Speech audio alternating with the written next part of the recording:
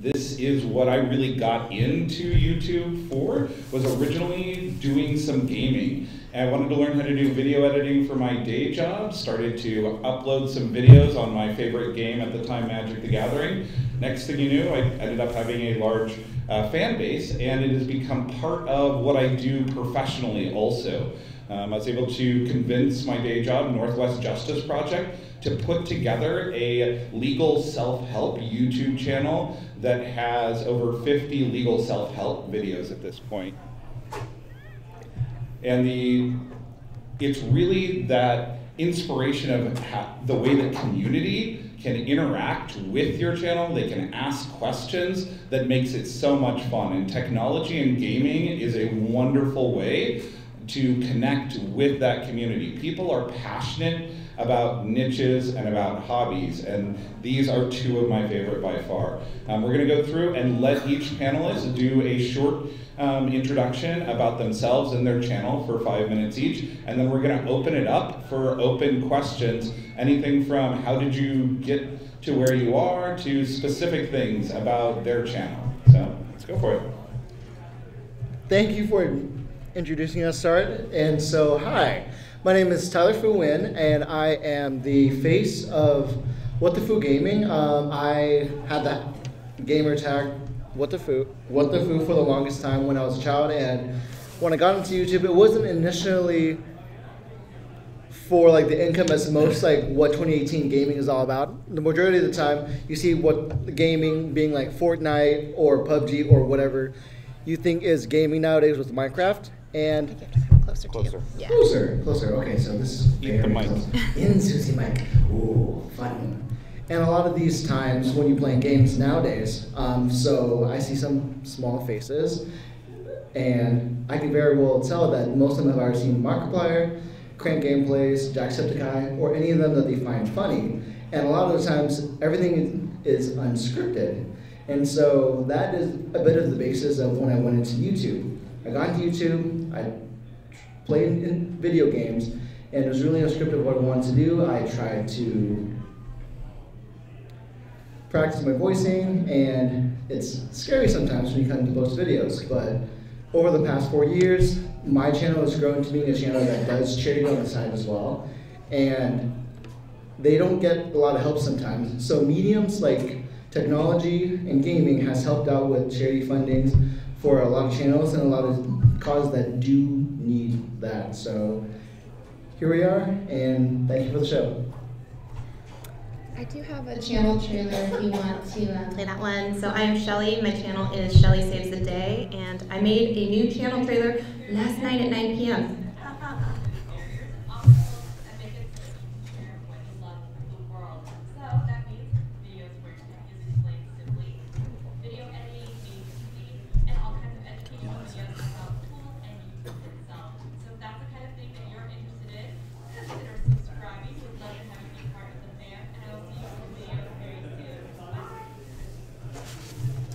Alright, so that's a little about me and what my channel is about, and I do have a quick slideshow as well. If you wouldn't mind popping that up there, thank you so much. So last year I talked a little bit about 12 things I wish I knew before I started a channel, and I was 700 subscribers at that time. This year, a little bit more seasoned, I have a little bit more under my belt, but I want to talk about some stuff with you today about common myths that I hear about YouTube, and I just want to talk to you a little bit about them. We don't have a lot of time, but let's go ahead and start going through them. So the first one that I want to talk about is I need the best equipment to get started on YouTube, and I'm going to say that is false. If you have a smartphone sitting in your pocket, you have enough technology to get started. If you need help with mobile video editing, production, all of that stuff, I know a couple of great channels. That is going to be El Jefe Reviews. He did his first like 300 videos off of his Samsung Galaxy S8 phone. He just recently got a DSLR for the first time, so that's a great channel. D. Nimmin is a great one about mastering mobile. He's one of the Nimminati, or one of the two Nimmin brothers. They look extremely similar, so you can find him online under D. Nimmin. So if you have that, there's great apps that you can use on your phone to create mobile content. There's great tutorials out there. Use YouTube for that. You don't need the best lighting. You can use natural daylight, it's free, and all of the audio, you can record a voiceover with your phone. So you don't need the best equipment, and I would actually advise against going out and spending thousands of dollars on equipment, because you may make 3 videos and find that you hate the whole process, so don't do that. Next slide. There's too much competition. Okay, so we're in Seattle, and of course everybody knows Starbucks, okay? But there are lots of other places out there that sell coffee, right? We've got Tully's and Vivace and Cafe Ladro, and the list goes on. And if all of those companies were like, oh, you know what? I think coffee's been done. Like, that would never happen, okay? So if you're going to do something, you can also be a little bit different. So I know that beauty is a very saturated market. You can be beauty who does special effects makeup. You can do beauty that does all natural vegan makeup. You can do beauty that does only cruelty-free makeup. So find something that is kind of specific. Even if it's a saturated market, there is a market out there. There's almost 2 billion users logging into YouTube each month. More and more countries are always coming online. They're looking for people, they're looking for things to watch, they're looking for you. That's why it's YouTube. So they want to see it through your lens. There's lots of people talking about the same thing, but they're interested in your point of view. So I would definitely just say, it's not too saturated, it's not too late to start, just go ahead and get started. Next one. I have to be a pro to publish. Okay, so there's a lot of, if my SEO is not right, if my tags and titles aren't perfect, if my thumbnail isn't perfect, I can't publish. And you get paralyzed, and then it's 5 years later, and you're showing up at a meetup saying, oh yeah, I've been thinking about starting a channel for the last 3 years. And I'm like, oh, how's that going for you? Just hit publish. That's all I'm saying is, like, you're comparing yourself to, you know, where you are starting as to like people with millions of subscribers, and you're like, oh, but it doesn't look like that. Go back and look at their first videos. They don't look like that either. So it takes time to develop a style and aesthetic. Believe me, it did on my channel as well. So I would just say, stop trying to be perfect, because perfect doesn't exist on YouTube. Quantity and quality. Okay, for all you daily vloggers, don't. Okay, I'm just saying, your life is probably not that interesting. You can try and put a great lens on it, but here's the thing is, if you're not answering a question for most of the time for the people on YouTube, if you are not providing education, if you're not providing entertainment, if you're not creating some sort of community with a group that you already know, they don't care about you. Don't start 5 minutes of your intro with like, guys, I haven't been uploading, I've been sick. No one cares. No one cares. I'm sorry to break that to you now. So all you daily vloggers, it would be better if you put out 1 video a week or per month that was actually helpful and useful to your audience than actually putting out 15 daily vlogs where no one watched them. But if you want it for the video editing, practicing, do that. But okay, next one. Variety is best. I'm saying from personal experience, I was a variety channel. Don't do it. It's way too broad an audience to try and hit everyone. I was like, I could just make separate playlists. No, you can't. Okay, you can go out there, go ahead and make a channel. You hear it a lot, like, oh, I have so many varied interests, and I'm like, that's great. Put them on separate channels. In the very beginning, at least, until you build your audience, I would go very niche and stay focused on kind of one thing, build your authority, be that person that they go to for answers in that niche, and then start to build out from there. And I have nothing to teach. Okay, so one of the biggest things I saw from Vid Summit, Cody Warner, awesome, no small creator movement, he was saying, instead of trying to teach people something, which always comes across as like, I'm better than you, I'm the best, or whatever, and like a lot of people don't feel like that. It's better to say, here's something that I learned and I want to share it with you. So if you're coming from that mindset, instead of being like, I'm afraid because I have to be the best expert at X to teach X. No, you don't. Just go ahead and just share something, because there's someone on the internet looking for that answer who knows less than you did before you found the answer. So. My audience doesn't get me. No, they get you. The algorithm gets you, they just don't like you because you're not putting out consistent content, you're not putting out consistent thumbnails, you're not putting out consistent. It takes a while, and I think one of the biggest things you always see is, I want it now, I published a video, why don't I have 1 million subscribers or 1 million views? Well, it's because it takes time. Everything takes time. All I need is 1 viral video or a shout out. Okay, I've seen people who've had shout outs, they get 1 or 2 subscribers from that.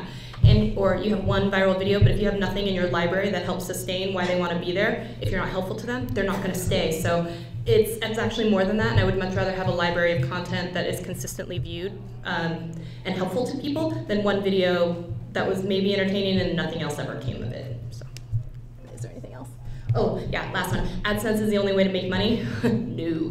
AdSense is not the only way to make money. In fact, you should think of it as the icing on the cake. I would always advise you to try something else. Patreon, buy me a coffee, using magic links, using affiliate marketing, creating an e-course, anything that you can do. Creating t-shirts will probably still get you more than AdSense will. Doing super chats in channel reviews or whatever else you want to do is better than AdSense. So I ran into a guy in a Facebook group and he was like, oh, I want to do a review on this television. It's $1,000. How long would that take me? And I'm like, well, you need about 1 million views at about 1,000 views, you get around $1. So if you want to pay off for that TV only off AdSense, can you get 1 million views? And he's like, oh, well, I get like 100 views. And I'm like, you're paying for that TV. Sorry. So that is, I would just say diversify, diversify, diversify. And I think that's it. Okay. I can't believe I have to go up after you. I have a single slide. You know, I kind of wish that you and I worked on projects together in college, because I know you would do all the work and I'm all just the an A. But I put your name on the title slide still. I'd be like, ugh. I'd take it. That's effort. My name is Eugene, better known as Captain Design. I do a variety of different things. I'm an XR evangelist and public speaker. That means I get onto stages and I talk about the future of social media, specifically in XR. That is augmented reality, virtual reality, and hybrid reality, most commonly referred to as mixed reality, and sometimes even in meat space. I have a bachelor's in lib arts, which means I have a degree in YouTube studies from Evergreen State. That's a real thing, from an accredited college. It didn't exist until I got to the college, and I kind of talked my way into getting it. I created the first NPR talk show to ever be ordered by a network. It was called Glitched. We did 1 season on AltSpace, and then we did 2 paid seasons on High Fidelity, and that was kind of my claim to fame. Most recently, I was hired as a talk show host at Skype/Microsoft, and I am an authority on futurism in social media. So basically, if you want to have a conversation with me about what does social media look like when singularity is a thing, or how does mental plasticity relate to augmented reality and Pokemon Go, I can talk to you for about an hour on the subject. And that is all. But thank you everybody for showing up today. I know you could be doing anything with your Saturday, and I'm so happy that you guys took the time to be here with us today. All right, I have absolutely no slides. I am Dragon Feathers, or my real name is Mandy. I started doing Minecraft on YouTube about 4 years ago after my daughter started showing me other YouTubers doing it, and I went, what is this weird game with all the cubes?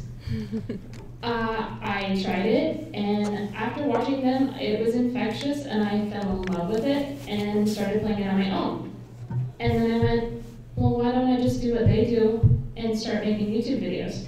So I got out my netbook, which got about 1 to 2 frames per second, and started, when I was recording, and started recording Minecraft videos and uploaded them 3 times a week, just in a regular private world, doing what I love, exploring and sharing my personality. I've done acting before. I'm now branching into voice acting. So talking to myself is pretty normal, and I can do it, and I think it can be pretty entertaining sometimes. So I just do it because I love it. I've branched off from Minecraft and played other survival games, other simulation games. I've even signed up for a website that gives me free games because of my popularity and the games that I choose. So I've also found many communities to help support me, because it is not easy being out there by yourself, doing things by yourself, for yourself. So find a community that gets you. I've joined a Minecraft server. We play lots of other games together. There's a community of Minecraft hardcore challenge people, where every month we do a different challenge in Minecraft using the hardcore mode. So if you fail, you're done. Which is kind of challenging and frustrating, but then there's the months you survive all 9 episodes and go, yay, I made it through the month, now what? And I also have reached out and joined a group here called Seattle Online Broadcasters Association. They meet once a month at GameWorks and do a lot of, most of them are Twitch streamers, or Switch streamers. But they have the same passion. They do what they love. It's a different platform, but they are open to anybody on any platform. You can come and socialize and network and get ideas, and they have giveaways for stuff because they're affiliated with Twitch and have all kinds of affiliations. But just remember to do it for yourself, to do what you love, and take it from there and see where it goes. And if you want to do something different and find yourself along the way, then that's okay. Just be yourself and have fun doing what you're doing. Attention museum guests, if you are the owner of a vehicle with license plate ABV 2700, you are illegally parked in our handicap spot and you must move immediately. I repeat, ABV 2700. Thank you. Somebody got called out. Hey, how's it going, everybody? First of all, how many people saw me sneak in here late? Just want to make sure. You did? You saw it? All right. No, he's been here the whole time. I've been here in spirit. Well, guys, my name I go by on the internet is Barnacles. It's an amalgamation of Barnacle and Hercules, and I didn't use any grammatic or phonetic rules to put it together, so pronounce it however you want. I don't care.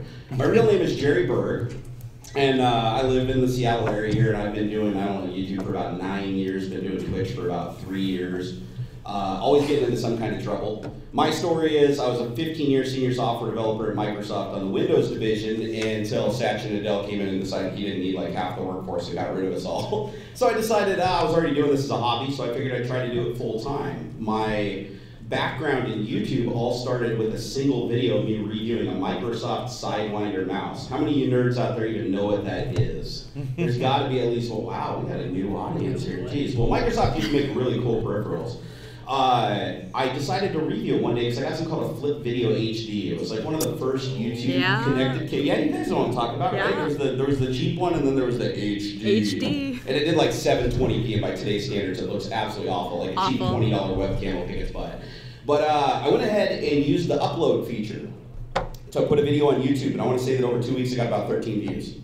Of those 13 views, I'm guessing about 4 of them were family and friends. But I was like, wait a second, people actually watched what I created. And it was terrible. I used Movie Maker to put it together, and I just clicked the auto, grab a bunch of clips, stick them together, jam some music on it, and call it a ball.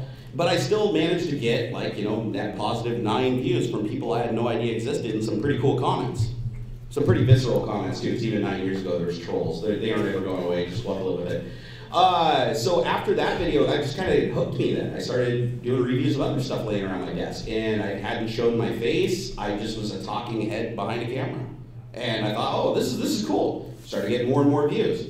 The big transition point for my channel came 3 years later when I decided, I got a pretty nerdy room here. Like, this is something that is like mom's basement level cool.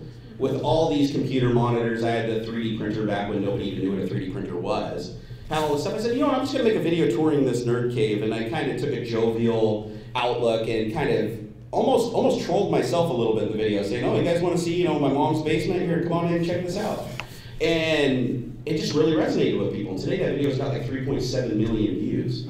And I need to redo it, honestly. I've been really lazy these last couple of months. These guys can attest to that. But after doing that video and seeing just how many views can come in, and it didn't start off fast. I mean, it might have got like 100 views the first week, maybe like 150 the next week. It wasn't until it's ramped up and up and up, and then pretty soon it was getting like 10,000, 20,000 views a day. I think the best day it ever did was 75,000 views or something like that in one day. Because it's a really old video. And I was like, okay, this is cool. This is cool. And then I got partnered with MCN. I don't know, are MCN still a thing, or is everybody just partnered? They are? It's a thing. MCN's still bad. Yeah. Bad. Partnered direct with YouTube now. It's not worth paying a middleman. But anyways, back then that was the only way you got it, really, was through an MCN. Because Google, was pre-Google? This is back when YouTube was like its own independent company and actually worked.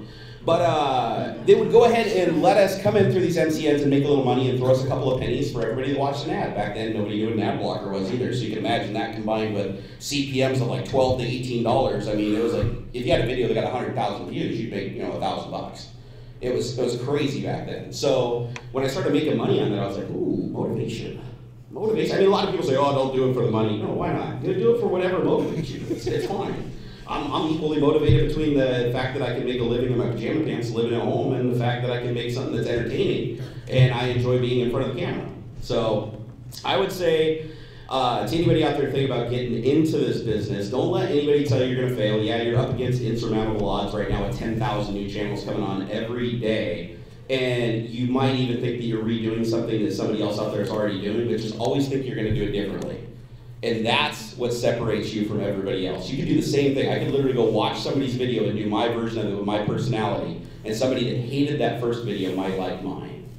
So, or they may hate me like terribly and troll me for the rest of my life and send me death threats on Gmail and everything. That's a whole different topic. But anyways, just don't let anybody stalk you. It doesn't matter. Diversify across all platforms. Like the young lady was saying here earlier, she said, you know, you don't want to just depend on ad revenue. Ad revenue comes and goes, it goes up and down. It's like the stock market. You really don't want to put all your eggs in one basket. Use everything that you can. Affiliate sales are fantastic. As a matter of fact, I make more money off Amazon doing affiliate sales than I do off ad revenue right now on YouTube. I mean, with 750 videos. Same thing with Twitch. I find that it's a completely different atmosphere over on Twitch versus streaming on YouTube. You get a completely different community, a different way to interact with them. However, streaming on YouTube is still very, very profitable, because if you've already got a pre-existing audience on YouTube, it's hard to build 2 audiences on 2 platforms. But if you can leverage that same platform for live streaming and watching videos on one platform, there's a benefit to that too. But don't put anything out of your head, no matter what you think it is or how silly it is. Social media, as many platforms as you can, and literally just grab at everything you can and try it out. If it doesn't work out, throw it away and try something else. All right, well, I think that's about all I got to say here. I'm glad I made it just barely in the nick of time.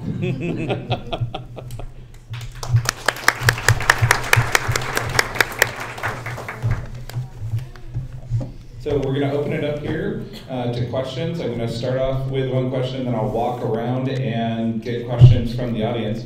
My first question out there to individuals is, how do you deal with critiques on your videos? How do you deal with those trolls? Essentially what does happen with me when I get trolls when it comes to videos or games that they don't like or dislike how they played my games, I joked back with them. Essentially, I'm just joking along with them. It's like, yeah, that guy's terrible too. Ooh, it's a good thing I killed him off in the last chapter. And it's something that if you joke at it with them, then it's a thing that you can be able to build your basis on, because ultimately, what grows your community or what keeps it, it's interactions. And if that commenter who like jokes at you goes away, that's one less person to worry about. I've gained a lot of subs just from strictly commenting with them and just keeping that comment going. So if you have a good community that is talking good, that's great. If you have people that want to be a jerk by themselves, play along and don't let it affect you. Just play it out, roll it out. I think it's important to differentiate between like a hater, a troll, and a critique, because if someone says, hey, I don't like that you're not in focus, I can fix that. If they say that your audio is, behind or lagging, I can fix that. If there's something else of that nature and it's a critique and it's going to make my videos better and more accessible to them, absolutely, I will fix that. If it's just like, you're ugly and I don't like you, that's different. So those types of comments, I do have an extensive library, and I would encourage you guys to also have one where you can have moderated, like filtered words, phrases. A lot of the times as you get bigger, I would start to put things in like your address or different things like that, the names of your family members, because you want to try and keep that out as much as possible, and you are responsible for the tone that you set within your comment limits, within your comments. So I definitely try and keep mine like clean, family friendly, show appreciation, and so a lot of those people will get filtered out from the library of words that I deem as unacceptable on my channel, and then for the rest of them I will just block them, because it's not even worth it. And it depends on how saucy I'm feeling on a day, because sometimes I'll respond back and I'm like, I'm sorry, I didn't like that video, and they'll be like, oh, I didn't think it was actually that bad, I'm sorry, and then some of them will apologize, so sometimes I'll play along, but if they're just like really, really mean, I just block them and move on. I feel like a lot of them just need a hug, honestly. They need a lot more than a hug. Yeah, they need a lot of hugs. There's definitely a difference between somebody going, hey, your audio spiked at one point and it destroyed my relationship with my eardrums and my pets and my neighbors, and I'll be like, oh God, I'm so sorry. I'm trying to get everything dialed in. It's a new channel. And then there's definitely those comments where it's like, hey, you vote blah, blah, blah, racist, blah, blah, blah, go blah, blah, blah yourself. And I'm just like, ban. I mean, it's I don't have the time to sit down and go back and forth with a complete stranger and try to change their entire way of thinking. So I'm just going to take the 2 to 3 seconds to ban them. And my life is so much better for doing it because that's one less stress I don't have to deal with. So, and it's okay. You don't have to convert every single person. There are people in this world who are just so far gone that you will never turn them to your side, and that's okay to just cut that loss. I feel like I've been really lucky. I haven't had any trolls and very few haters. I have gotten comments like, your video sucks because it has 1 frame per second. My response is, I'm sorry. I'm working with what I have. When I can improve it, I will. But until then, either watch it and live with it or go somewhere else. Think about the things you can change and change those, and things, you know, oh, I couldn't hear you very well. Okay, well, next time I record, I'm going to turn up the audio and make sure you can hear me better. But if you're going to say, I don't like your video because the video quality sucks, well, that's what I've got. I mean, I'm playing a video game, so I can't really change it. My computer only does so much. But when I can upgrade it, I will, and I hope you come back and check me out then. So make changes with what you can, and if you can't change it, don't. And if they have anything else to say, like everybody else has said, just tell them bye. All right, this is going to sound really weird because I'm going to head off in left field compared to what everybody just said, and I'm going to say absolutely feed the trolls. Feed them so much, and I'm going to tell you exactly why. I come from a database background at Microsoft. I used to develop and engineer SQL databases and do a lot of analytical stuff with queries and cubes and stuff like that to figure out relevance of data. Well, it turns out that Google likes to do this too. Google ranks your videos in the search engine. One of the biggest factors that goes up towards the top, and this can be proven time and time again, is the number of comments, not the quality of comments. Literally, if you can get 1,000 people to come on your video and just type in poems, it doesn't matter. They have no way of telling what a good comment is or a bad comment. They don't even really care. All they care is that your video got them to engage you on some level. And the fact that you were willing to log into your account so they knew who the person is watching the video, or at least the troll account they were using, and they physically typed something and push enter, it meant your video kind of evoked a response out of them, and to that's valuable to YouTube. YouTube's like, listen, if we have a video that has 100 likes on it, and we have another video that has 100 likes on it, this one's got 10,000 comments, and this one has 100 comments, I guarantee you that first one's going to be way higher in the search rankings, which means people are going to find you organically that never were able to find you before. So what I do, and this wasn't always my strategy, about 2 years ago I did adopt the new strategy of just deleting all the trolls, banning them off the channel, policing the comments. I do agree, however, with putting in critical information in the filter. Go in there, put your social security number in there. I know it sounds really counterintuitive, but put your social security number in there, your phone number, your address, your kid's name, school name that your kid goes to. Put that all in the filter on YouTube, because those comments you can't even afford to be up for a couple of seconds, because then it'll just get out of control. I did a whole video on this, how to protect yourself when you're on YouTube. You guys can go look me up and watch it. Basically, how to get to know your local police department and how to prevent swatting from occurring. That's another really big problem we may talk about later. But when I say feed the trolls, I mean don't take it personally. Keep in mind, these people that are trolling you are just trying to evoke some kind of response out of you. They figured, it's easier to get a response from you negatively, or to know that I got to you negatively, than taking the positive path. These people, if you met them in real life, they would not be the same people, I guarantee you. Well, if they were, they'd be beat up, bloody pulp, or drug to jail. I mean, people don't act like that in real life. So that's why I say go the other way, and it's like feed the trolls. If I see a comment on my video, it's like, hey dude, you're fat, you're gonna die, and your kid's gonna be fatherless. I'm like, tell me more. And then the next comment's like, you're not taking this seriously, I'm trying to save your life here. And I'm like, okay, tell me more. And they get so inflamed, and then the rest of your community just piles onto them, and next thing you know, you come to your video, and that's the top comment with like 5,000 likes. And next thing you know, everybody's finding your video in the search engine just because you literally are trolling. I guess you did. I guess you did. So I know that's a little bit different than what everybody's saying, but the big determining factor there, just real quick, big determining factor is, what are you trying to accomplish with your YouTube channel? Are you trying to build a big audience? Are you trying to be famous and rich and drive around in your Lambos and stuff like that? Or are you just trying to make videos to entertain a small group of people? If it's the latter, then by all means block everybody, filter everything, and lock down the hatches. But if you are trying to grow and compete with everybody else on the platform, you are shooting yourself in the foot if you get rid of those trolls, because those trolls equate to money later down the road. They always do. And it's funny, because I've gone and run so many projections on this, and every single time it shows that getting the trolls to engage and rank the top 10 liked comments always pushes my video to the top. Even when I go into incognito mode through a VPN or a proxy and I search for videos with keywords, I end up going way up the list with my most trolled videos. The most negative videos always get the most attention. So let's open it up to questions over here. Let me get you the mic so we can all hear. Hi, my name's Audrey. First of all, Hi. I want to say. You just have to be really close. Shoot, that's really good. Close. The mic, huh? Okay. Your videos are amazing. You give out really cool knowledge, and I know a bunch of people on this panel as well. So You're still getting a guys- hug later. Still getting a hug. Don't worry, I got you. I got you. Okay, so I'm gonna give you guys a hard question. I'm sorry. Please. No, please. I'm go sorry. Okay, so knowing what you know now, what advice would you give yourself, not us, but yourself? 3 top advice that you give yourself if you have to start your YouTube channel / your careers over again. Just yourself, not advice to us, but yourself, because we can learn from you. Great question. We're down to 10 minutes, so just one quick thing each.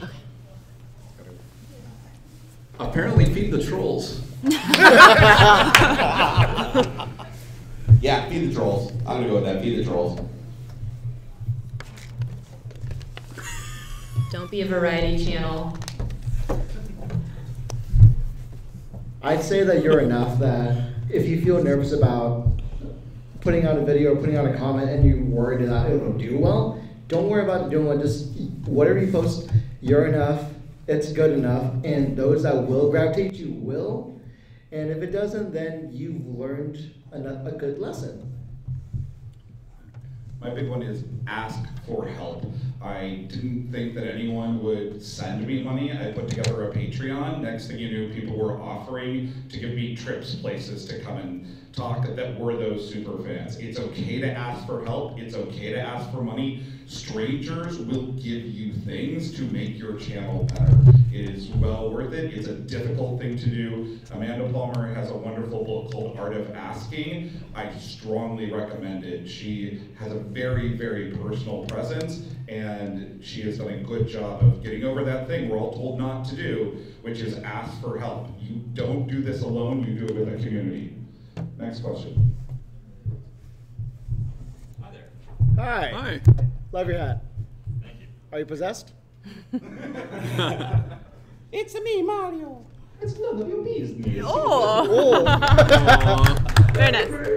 Love you too. Alright, anyways. Hi.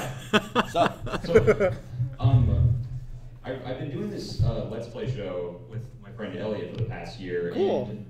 And we recently reached our first 1-year anniversary. So yeah, we've been doing it for a while and we have a lot of fun doing it. We still don't have a lot of people watching us though. Aside from just making good content, what would you recommend we do to just get more people watching and subscribing?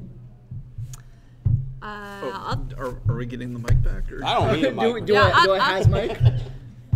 I would just say, okay, there's usually a few things. If you're not having people watching you because you're not being discovered, then I would say you're probably not putting yourself out there in enough places. So are you in these Facebook groups? Are you already interacting with channels that are of the same type of genre and actually leaving comments so you start to actually build some sort of familiarity within that group? Are you actually doing things, are you asking your audience what they want and then giving them that? Are you looking at your analytics that show you what is the most well-viewed video and then giving them more of that? Are you saying that like the content that you're putting out, if you go back and look at all of your thumbnails, are they the very best that they could be? Because I don't know anything about your channel size, but when I go through the list of videos on that particular topic, if your thumbnail doesn't grab me, if your title isn't good, if you started it with Vlog 187, if you started it with Let's Play, if you started it with the channel name, those are all bad things. Don't do that. So take a look at, it's really hard when you're standing in the center of the flame, but go back and look and say, does my channel banner art, is it descriptive of what I am? Does it say when they can expect videos from me? Do they know when I'm gonna post? Do they know what my channel is about? Then look at your thumbnails. Are they cohesive? Are they on brand?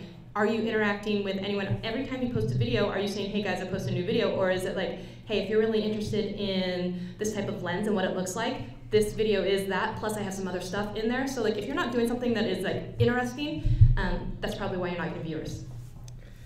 And as a gaming channel from me to you, what's helped me a lot recently was that like I've been getting more views lately from just streaming, and depending on, and since we're in a genre of gaming, if you're playing what's trending that isn't the battle royale that you and I like may or may not like, then you're gonna build a community.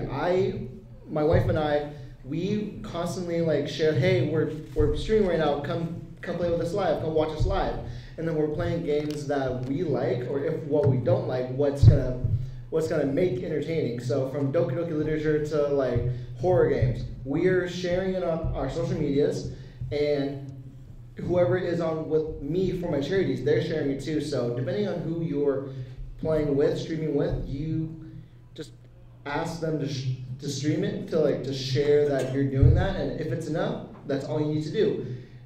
What you do is going to be enough, and they're going to just draw forward. Actually, I have a huge one. Okay. All right, you guys want to know a big secret that's going to make y'all famous real quick? Yes. One, be narcissistic. I know that sounds terrible, but you have to have confidence in yourself before anybody else will have confidence in you. I learned that really quick early on. The biggest number two is usurp the audience of companies and corporations. The way you do that is if you are playing a certain game, you should be tweeting, Facebooking, tagging, everything you can about that game and getting the attention of that company, because they have the most lazy marketing in the world. All companies do. Marketing people are the laziest people on earth. They're gonna be like, well, that guy already made a video on our product. It's a pretty cool video. We're gonna go ahead and just retweet that to our audience of 1 million people. And then people are gonna go, oh, well, Razer retweeted that. Like I did a review for it was a Razer phone, and Razer retweeted it, and I got like 160,000 views in the next 15 minutes. It was crazy. And it was because Razer retweeted it, and they have millions and millions of followers. So always, when you make a video, it doesn't matter if you're playing a game, reviewing a product, or even just talking about a situation that favors one company over another, make sure that company sees it. Cram it down their throat, put it on Twitter, tag it, everything. Get their attention, because all you need is just one of those guys to retweet that in your audience. You'll see a spike in your analytics, just whoop, whoop. And I've done it thousands of times in the 9 years I've been doing this. So definitely give that a try. Next question.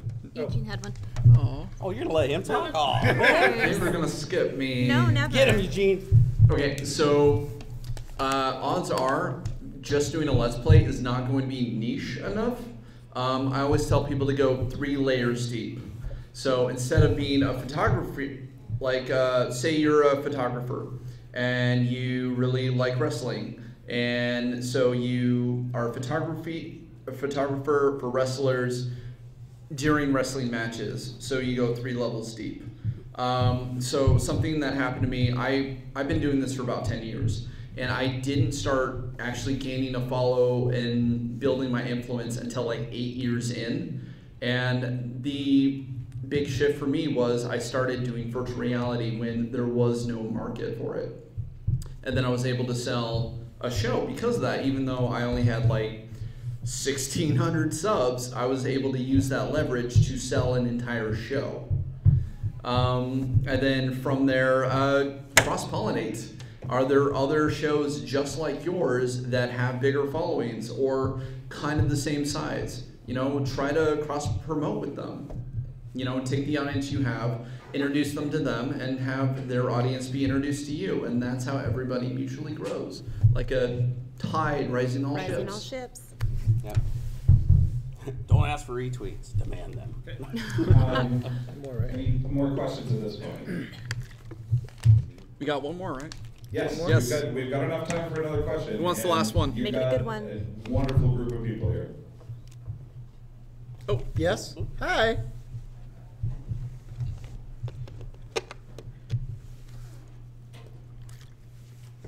Hi. Hi.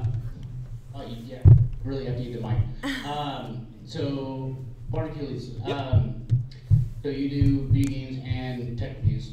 Video games, pretty much everything. Pretty much everything. If it's nerdy, I cram it in there. So something that I eventually want to do is start doing more tech reviews. Obviously, somebody who's on more of kind of like a fixed income that you don't have that extra to bring in to purchase the equipment to review or anything like that. What do you recommend for anybody who's looking to do the same thing to potentially start getting in? Like you were mentioning, like Razer, something like that. I'm sure they've sent you product to review and whatnot. How do you go about reaching to that level? Sure.